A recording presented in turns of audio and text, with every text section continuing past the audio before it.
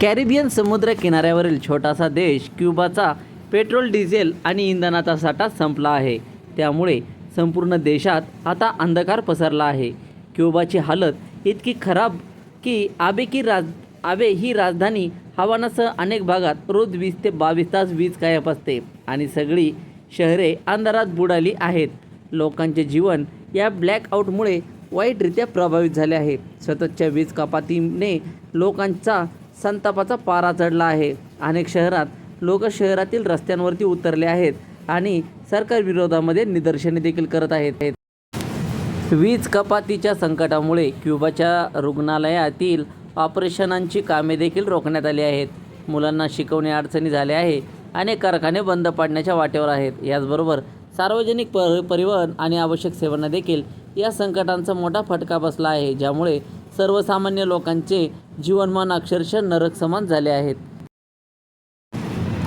या अडचणींमध्ये क्युबाचे ऊर्जा मंत्री विसेंटे डे ला लेवी यांनी टीव्हीवर लाईव्ह येऊन स्पष्ट केले की देशाकडे आता डिझेल आणि इंधनाचा कोणताही साठा शिल्लक नाही. आमच्या हातात आता काहीच नाही, असे ते म्हणाले. त्यांनी पुढे सांगितले की संपूर्ण वीज पुरवठा हा केवळ स्थानिक कच्चे तेल आणि नैसर्गिक गॅसच्या भरोशाने चालला होता. इंधनाच्या अपुऱ्या पुरवठ्याने वीज यंत्रणा संपूर्णपणे क्षमतेने काम करत नाही आहे. त्यामुळे सरकार मोठ्या अडचणीत सापडले आहे, असे यावेळी ते लाईव्ह येऊन बोलले. क्युबाच्या सरकारने आता या वीज संकटासाठी अमेरिकेचे कठोर आर्थिक निर्बंध आणि तेल निर्बंधांना जबाबदार ठरवले आहे.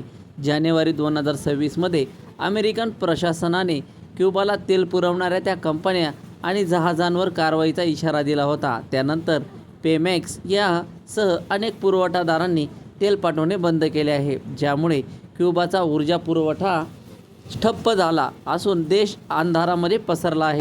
आणि व्हेनेझुएला दीर्घकाळापासून क्युबाला स्वस्तात तेल पुरवठा करत होता, परंतु साल 2026 पासून झालेल्या राजकीय बदल आणि अमेरिकेच्या कारवाईने हा पुरवठा देखील बंद झालेला आहे. तर मित्रांनो, तुम्हाला ही माहिती आवडल्यास नक्कीच आपल्या पेजला फॉलो करा, यूट्यूब चॅनलला सबस्क्राईब करा.